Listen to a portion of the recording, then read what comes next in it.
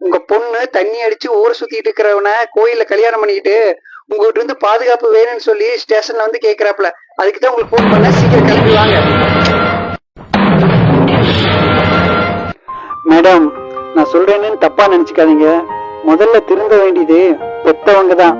தான் பொண்ணுக்கு திறமையான பையனா, ஒழுக்கமான பையனா, எந்த சூழ்நிலையிலையும் நம்ம பொண்ணை காப்பாத்துவானா அப்படிங்கறத மட்டும் பாருங்க. வசதி வாய்ப்பு, சொத்து, இதுகளை பார்த்து பார்த்து பார்த்து பார்த்து உங்களோட பொண்ணு வாழ்க்கைய நீங்களே கெடுக்காதீங்க. பொண்ணுகளை கோபுரத்துல உட்கார வைக்கிறதா நினைச்சு சாக்கடையில வீசிடாதீங்க மேடம். முதல்ல பெத்தவங்க மாறுங்க. ஒழுக்கமான பசங்க எவ்வளவு பேர், நிறைய பேர் இருக்காங்க. ஏன் உங்க பொண்ணுக்கே அவ்வளவு வரன்கள் வந்திருக்கு.